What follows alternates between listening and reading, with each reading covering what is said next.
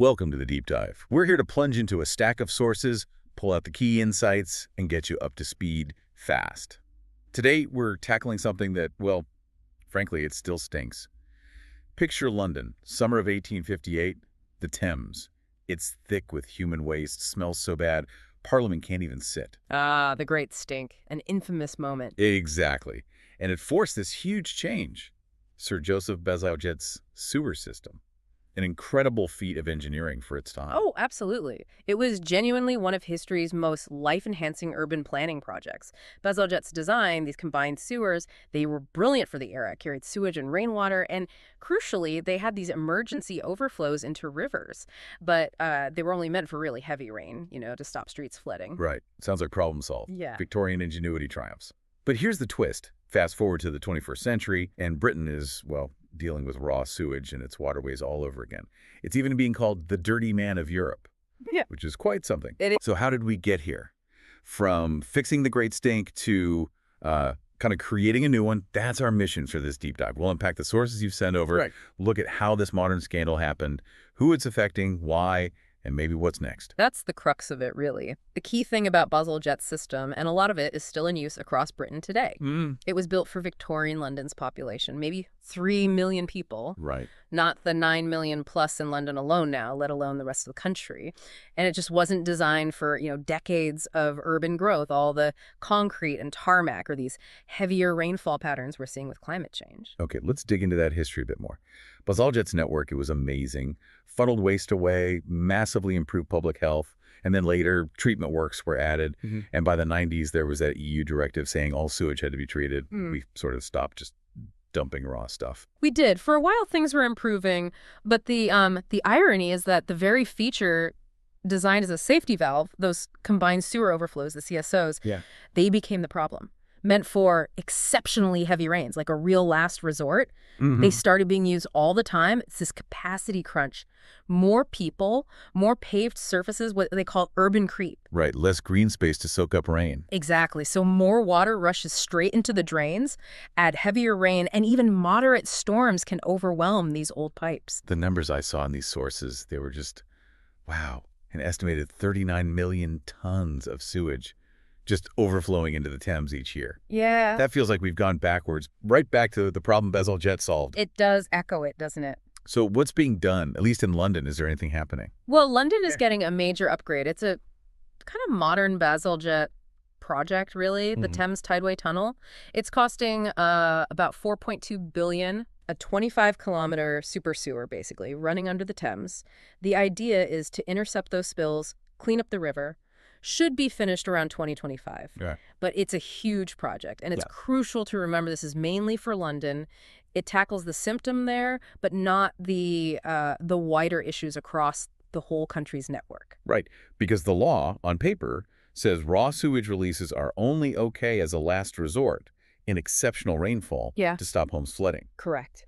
But the reality, reading through this evidence, it's grim. These overflows were used far too often, sometimes even when it wasn't raining. That's the shocking part. It stopped being an emergency measure and became almost routine discharge in some places. And the scale. Yeah. You mentioned the numbers earlier. Over 400,000 overflow events in 2020, spewing for 3.1 million hours. Yes, and it got worse. By 2023, that jumped to 3.6 million hours of discharges. We're talking untreated human waste flowing into rivers and onto beaches, sometimes almost daily. One report just bluntly said, Britain literally oozes sewage. Oof. And some of this wasn't just, unfortunate overflow. It was deliberate, illegal. That Southern Water case in 2021 really stands out. They deliberately discharged untreated sewage for years, just to cut costs. Yes, it was systematic. Billions of liters. The estimate was 16 to 21 billion. That's what, 7,400 Olympic pools? Unbelievable. They got a record fine, 90 million. But the judge's comments were damning, called it the worst indictment of sewage management since the Great Stink, and pointed out that previous smaller fines were just seen as a cost of doing business. A betrayal of trust, really. And digging deeper, the sources show this wasn't just one rogue company. No, it pointed to a wider pattern across the privatized water industry. It became a national embarrassment, especially after that vote in 2021 where MPs voted down stronger legal duties on companies. Critics basically said they were, letting them off the hook, effectively legalizing pollution. And the result? Only 16% of England's rivers and streams are ecologically healthy. We're ranked 25th out of 30 in Europe for coastal water quality. That's how the UK got tagged as the dirty man of Europe. And this stuff, which was kind of hidden away for years, underground or out at sea, it really burst into public view, didn't it? Absolutely. Citizen science, people documenting spills, photos and videos going viral. Yeah. Pictures of brown sludge, sanitary towels on beaches. Grim. And groups like Surfers Against Sewage, SAS, they were crucial in amplifying it. Suddenly you had headlines like Sewage Island. So what does all this actually mean for people? For the environment? It's not just about it being unpleasant, is it? Not at all. These are serious consequences. Raw sewage carries pathogens, E. coli, viruses, parasites, plus chemicals, drugs, microplastics. When that gets into bathing waters or rivers people use, it's a real health hazard. SAS found over half the people swimming or doing water sports had gotten sick. Illness reports more than doubled, something like 720 reports in one period. They've had to cancel triathlons. Right. And the environment itself, the ecosystems. Devastating. Rivers choked with sewage, lose oxygen, you get fish kills. Then there are toxic algal blooms fueled by the nutrients. Chemicals mess with wildlife reproduction. The sources particularly mention the damage to England's chalk streams, these really rare, precious habitats, and things like coastal shellfish beds getting shut down periodically. That hits marine life, and it hits local economies, too. Yeah, connecting it to everyday life. Outdoor swimming has become really popular. But now you have to check sewage alerts before you go for a dip. It sounds almost like a dark comedy sketch. It does. That quote from the swimmer, "You look forward to swimming all week, find the seas full of shit again, and you can't go in." It captures that frustration, that absurdity. Yeah. Checking an app to see if it's safe to swim in Britain kind of undermines that whole island nation image, doesn't it? Absolutely. And the economic ripple effects are real, too. Like the sewage coast hurting tourism. Yes. And those shellfish farms, like the Holmyard family's mussel farm, facing export bans due to E. coli. We even read about housing developments being delayed because the local sewers just couldn't cope with the extra load. Wow. So the lack of infrastructure investment is actually starting to limit growth. It seems so. Infrastructure stagnation constraining growth. So how do we get here? How did the country that pioneered modern sanitation end up in this, well, mess? Well, first, as we said, a lot of Britain still relies on those Victorian or early 20th century combined sewers. Right. They're just old. Old and overwhelmed, too many people, too much rain, even things like those so-called flushable wipes. They don't break down. They cause massive blockages, fatbergs. Ugh, fatbergs. Which cause spills even when it's not raining heavily. The infrastructure just hasn't kept pace. And the big elephant in the room seems to be investment. Or rather, the lack of it. Precisely. When water was privatized back in '89, the idea was private companies would invest efficiently. But the criticism, and it's a strong one backed by figures, is that they prioritized payouts. Like $57 billion in dividends between '91 and 2019, while the pipes were crumbling. Exactly, paying shareholders and executives massive sums while underinvesting in the actual infrastructure needed. Southern Water was maybe an extreme case of cutting corners, but the overall trend seems clear. And this happened while the regulators weren't really stopping them. While the oversight seems to have been too lax for too long, fines were often tiny, just absorbed as a business cost. Right. The Environment Agency faced budget cuts, did fewer inspections, and then that 2021 vote against tougher legal duties. Critics saw it as the government not taking it seriously enough. Kind of enabling the problem, in a way. That was the accusation. It exposed a lack of commitment, they said. And the design itself, the combined sewers, means overflows are sort of built into the system when it rains hard to stop sewage backing up into homes. Yes, that's the fundamental design challenge. But other places dealt with this, didn't they? Building huge storage tanks or separate pipes for rainwater. Britain just didn't do enough of that. Not nearly enough, no. So we're stuck with this old model facing modern pressures like climate change and urban density. It was a ticking time bomb, really. It's worth noting, I suppose, that farming runoff also pollutes rivers. Oh, definitely. Agriculture is a significant source of water pollution overall, especially nitrates and phosphates.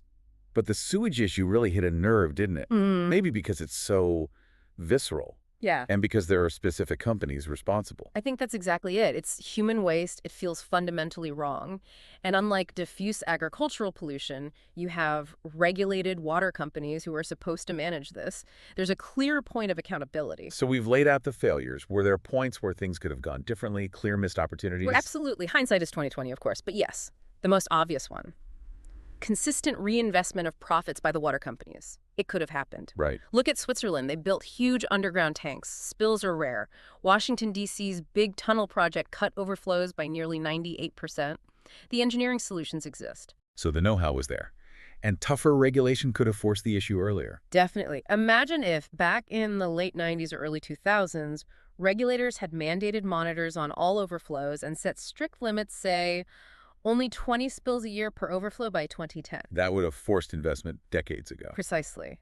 Instead, monitoring was patchy, voluntary for years. It allowed the scale of the problem to stay hidden, really. And there's the argument about privatization itself being the mistake. Yes, some point to Scotland and Northern Ireland, where water remained public, and they've had fewer scandals like this. Or the non-profit model in Wales with Dor Cymru.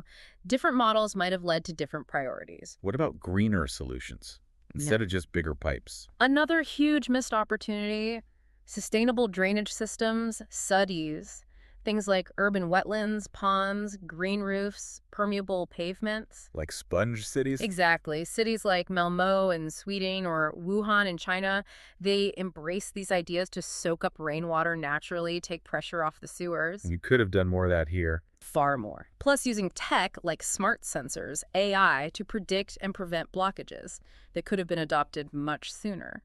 The sources basically say doing nothing or not investing enough was always going to end badly. Okay, so the public anger explodes. What happens next? There has been a response, right? Yes, albeit maybe slower than many wanted. But things started to shift. We saw those record fines. Southern Water's $90 million was a big signal. Criminal investigations launched into other companies. And, crucially, much better monitoring and transparency. Now, over 90% of overflows are monitored.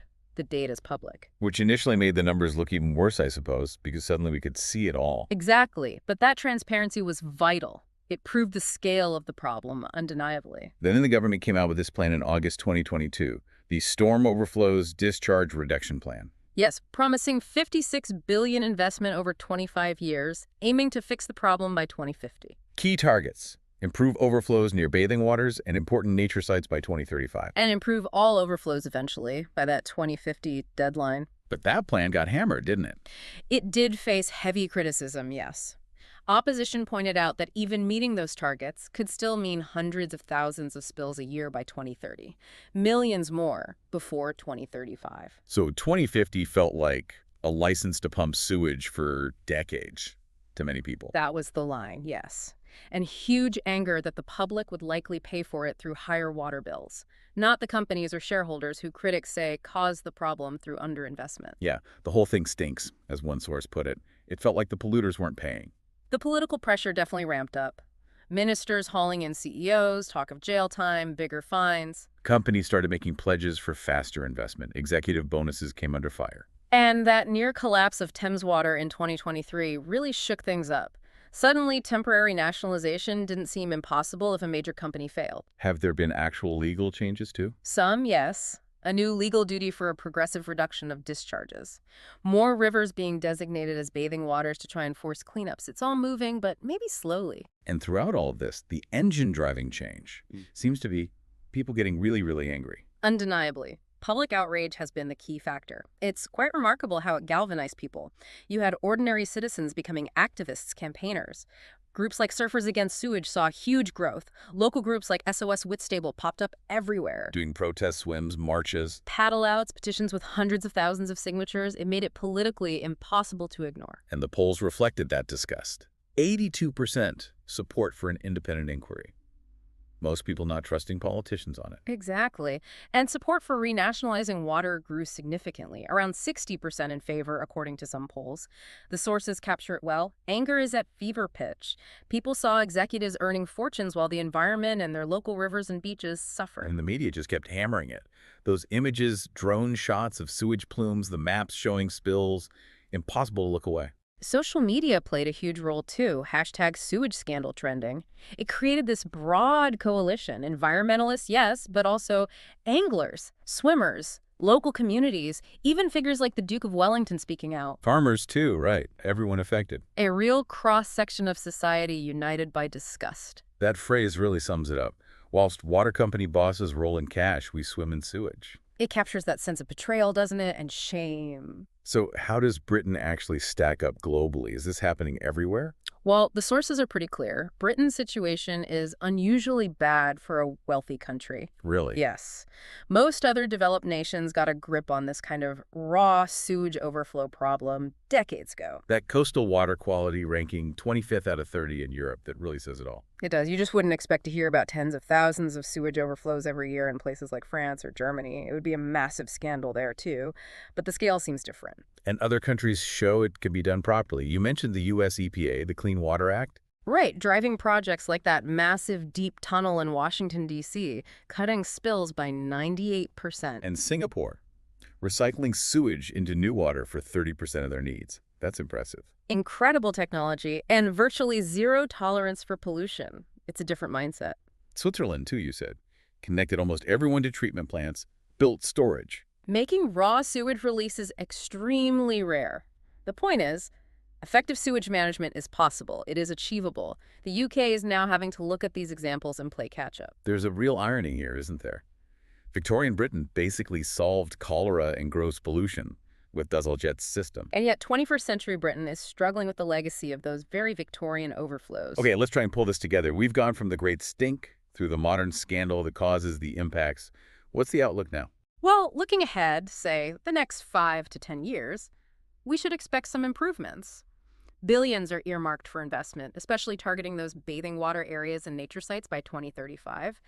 And the Thames Tideway Tunnel coming online soon will make a big difference for London's river. So some cautious optimism in the short term. Cautious, yes, but some positive steps. And longer term, towards 2040, 2050. If that full $56 billion investment actually happens and is spent effectively, then Britain's sewage system could be in a much better state. The goal is to eliminate nearly all harmful sewage discharges by 2050. That would be a huge turnaround. But there are big ifs there. Challenges remain.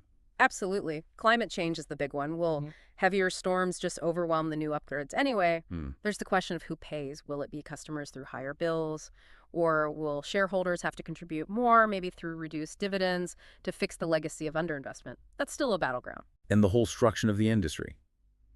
Could we see more companies struggling financially, like Thames Water? Maybe even temporary nationalization becoming a reality. It's definitely raised that possibility. The financial fragility of some companies is now very apparent. But perhaps the biggest change is us, the public. I think so.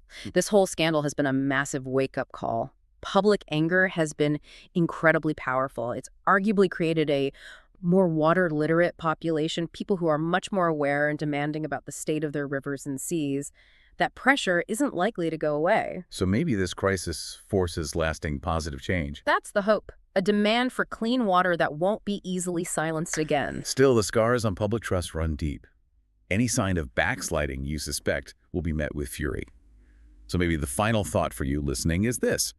Until things are truly fixed, if you're planning a wild swim in the UK, especially after rain, maybe check that sewage overflow map first, just to be safe. Thanks for watching the video. We'd love to hear your thoughts. Feel free to share them in the comments below. If there's a specific topic you'd like us to cover next time, do let us know. Don't forget to subscribe to the channel for more videos like this. And if you found this one helpful, make sure to share it with others too. See you in the next video.